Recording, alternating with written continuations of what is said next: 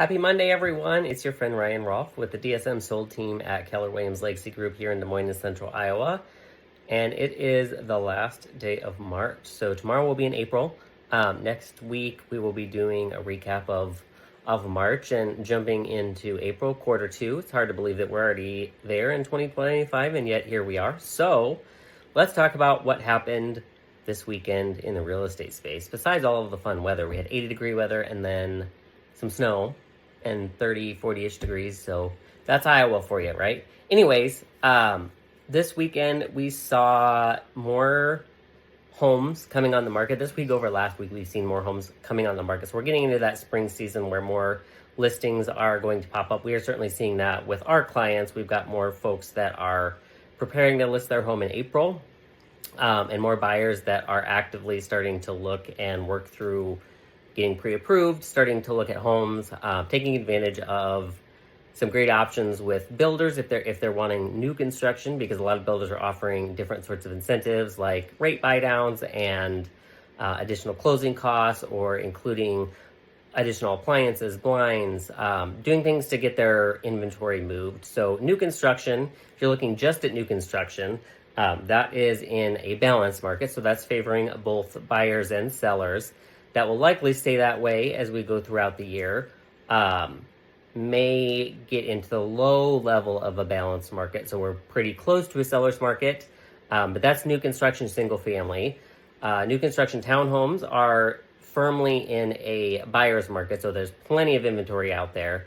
And then when we're talking about existing homes, now this is mostly speaking just of existing single family homes.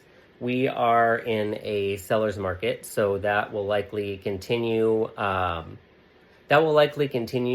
Throughout the spring, and as we get later into April and into May, kind of later in the year, we'll start to see inventory rise, and we may see that go back into a more of a balanced market. And yet, right now, with inventory where it's at, we are certainly seeing existing home sales in a more balanced market state.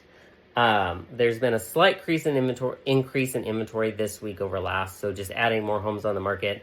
Part of that could be the unique weather we've had this week, but we're also, as I mentioned, really getting into that spring season. I know if you've listened to me, I probably sound like a broken record. Since late February, I've been saying, hey, we're getting into spring, and certainly things have picked up as we've gotten later into the year and closer to spring.